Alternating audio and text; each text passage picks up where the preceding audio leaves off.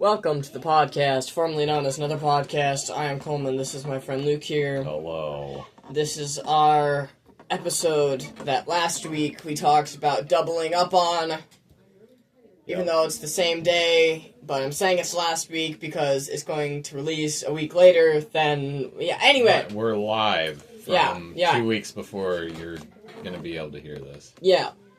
So, yeah. Yeah. This is another short episode. Right. It should be. If there's any justice in the world. Yeah. I'm trying to sound a lot slower and more just melancholy, just to make it sound more like it's a different week, even though it's like literally a couple minutes since we stopped recording. I sound more energetic, I feel like. But, okay. Well, we do have our first subject we gotta talk about here. Okay. And that first subject is... We all know how the sword in Lord of the Rings broke. Right. But the thing is that's a lie. We all know it's a lie. We should all understand that it is a lie. What do you mean? Because when we all know the story of the sword and the stone, right? Right. So, which is a completely different story. Yeah. But imagine like it was in Lord of the Rings, okay? Okay, all imagine that the sword and the stone was in Lord of the Rings, and the guy just like walks up to it, grabs the sword, and is like, "I will destroy you, Sauron!" And just like goes to pull the sword out, and it just breaks in half, and he's like, what do I do now? That's a wonderful Sword of Destiny crossover. Like, well, I guess I'll work with this. I don't know. I'm half the chosen one. I have you now. I guess I gotta work with this now. I mean, if you can break a Destiny sword, you can challenge a Dark Lord. Yeah. Hopefully. Oh. Yep. That's a really great anecdote that I actually don't know where to go with, so I guess we'll just consider that one checked off the list. Yeah. What else? Well, this was another great... Oh, it can't be that quick. You gotta at least go to, like, the 5-minute mark here. What? You might as well make it a short, then. Right. Well, I mean, go to the 5-minute mark before we, like, do the things at the end of the episode, thus extending ourselves to hopefully around 10. Yeah. Anyway, so, what do you got? I think you probably have something else. Or did we talk about everything? I did, but what was it? Oh, wait, yeah, we gotta talk about this. Okay. So, imagine if they, like, had a gravity puller, and they... Oh, right, the gravity. Yeah. The gravity, And they put it... No, but they... okay, hold on, because you're not telling it quite right. Alright, you gotta tell it then. In the Empire, and this is canon again, thanks to things like Star Wars Rebels, they have what is known as an interdictor cruiser. It's kind of a petite little Star Destroyer that isn't actually made by Kuat Drive Yards. So it's sort of a faux Star Destroyer. It's like how you have those like poisonous snakes and then the ones that look almost exactly identical to them, but they're not poisonous snakes. Yeah. Right. Anyway, so...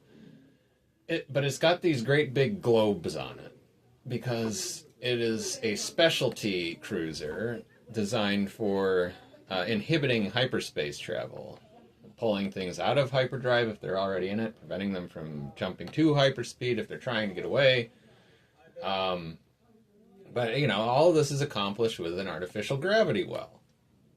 So the Empire already has a gravity well. Now you can go ahead and go on with your story. Okay, so imagine if they took that gravity well Uh-huh. and they put it right where Alderaan once was. Exactly.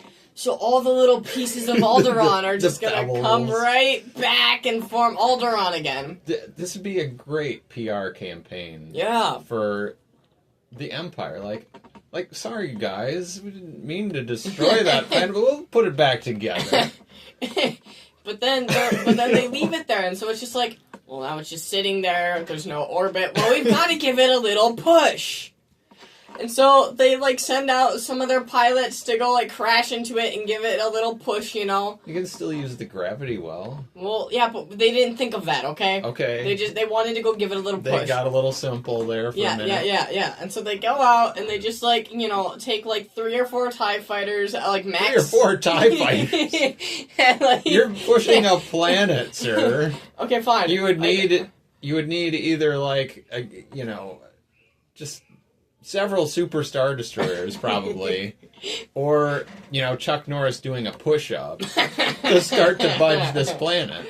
Okay, fine. So they take, like, a Star Destroyer or 2, and they, like, go put it where they need the orbit to go, and they just, like, well, we can go max speed without going light speed, or we can go light speed. So they decide to go light speed so I can give it a push. Okay?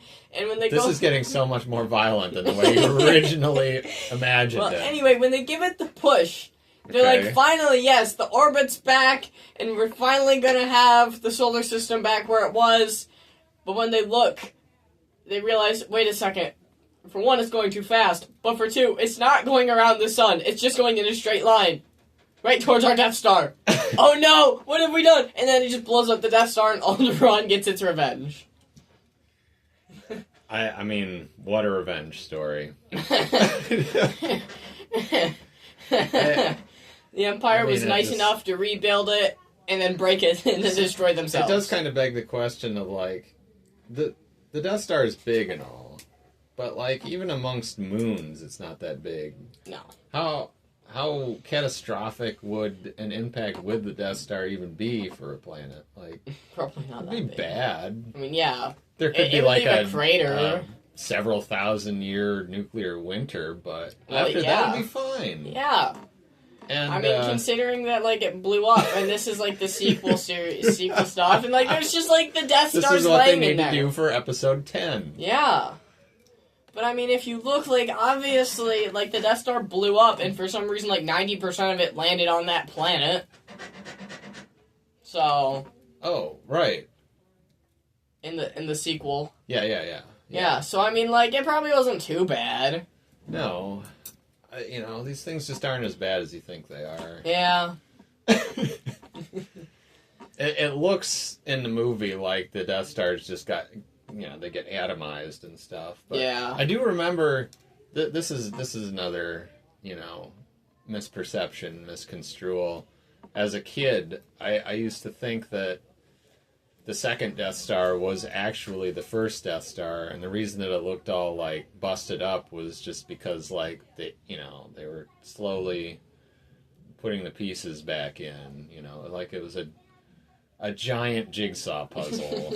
And, yeah, I didn't realize that it was like that because they were building it from scratch and just had the important bits. So Luke in his younger years were like, so when the Death Star blew up the first time, they just had to, like, bring everything back and put it together like a puzzle. Right, it wasn't as bad of an explosion as it appeared to be.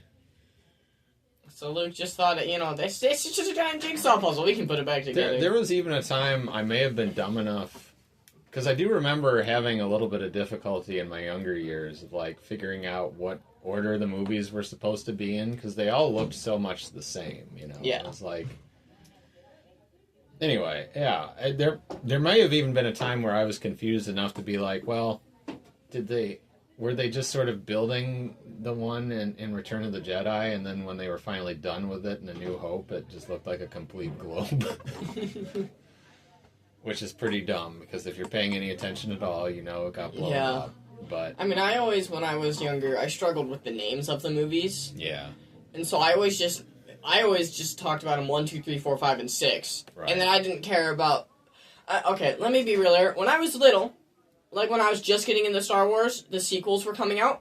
And so I liked the sequels, but then as I started getting older and I started understanding that they were pieces of crap, and why they were pieces of crap, then I was like, why did I ever like these? Yeah. Like, I mean, I will watch them sometimes, but that's not because it's once in a very blue moon I ever watch them. But it's like, you know what?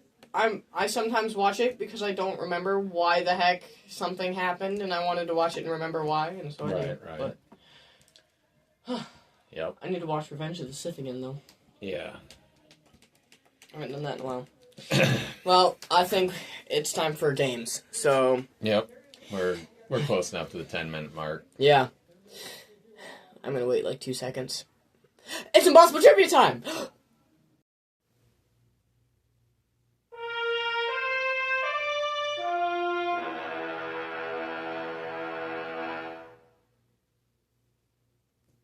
Okay. I think we can work with that. Yeah.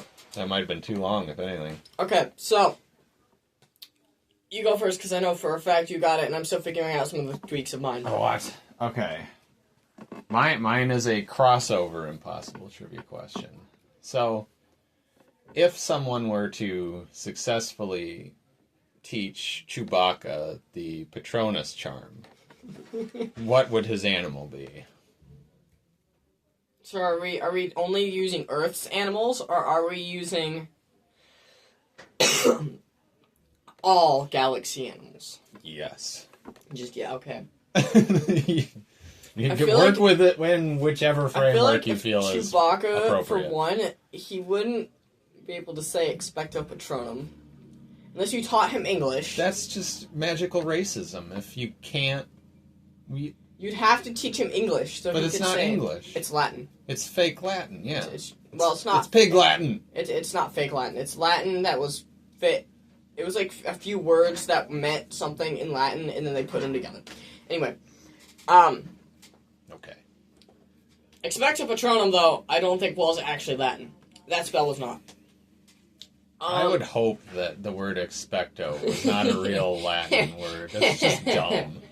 It should be expectus patronus, because we know that every single Latin word ends in us. Yes. Every one. Definitely. Anyway. So wait, if I just start saying us at the end of every word that I'm speaking Latin, you us dumbass. Yes. Okay. Us. Okay then. It doesn't have to be any more. Okay, so complicated Chewie than would be and it works. The spell would work. Okay. that. Okay. I feel like his critter would be like an Ewok, and it would like jump out and go "Ah-yeah!" with its bow and would shoot the Dementors. I guess I was even more simplistic than that. I just imagine his Patronus being a human, basically a ghost of Han Solo, and you know, it'd work especially well, I guess, after Han got killed by his kid, because then it could just be actual Han Solo ghosts, and they could argue, and it'd be great. Yeah.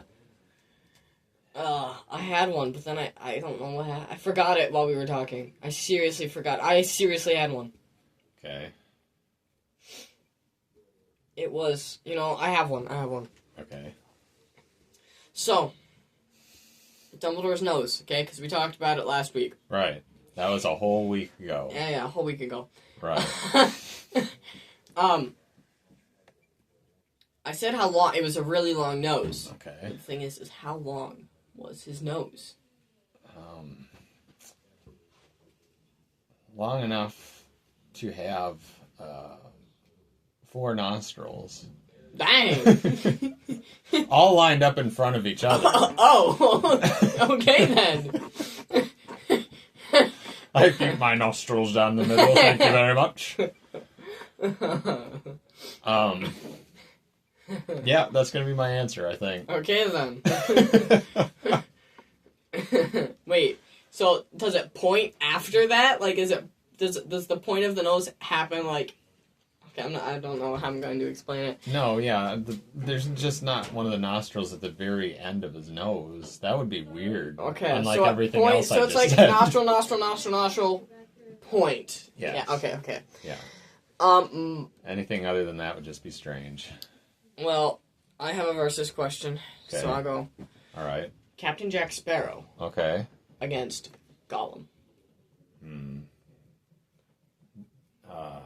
Now It's kind of an interesting pair-up because Jack Sparrow really wanted to live forever, and Gollum kind of inadvertently lived forever, and I don't think that he was really particularly inclined to or not, because all he really thought about was the thing that was making him live forever. But that doesn't have anything to do with them fighting each other. I mean, Yeah, very fundamentally different techniques.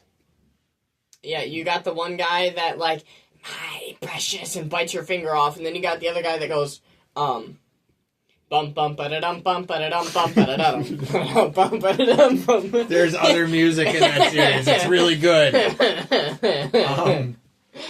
Yeah, like, I don't know. I guess I just kind of imagine Gollum, like, trying to jump up and strangle Jack from behind, and Jack just be like, oh, and kind of shake him off with his, like, girlish recoiling, and that I've got a jar of dirt.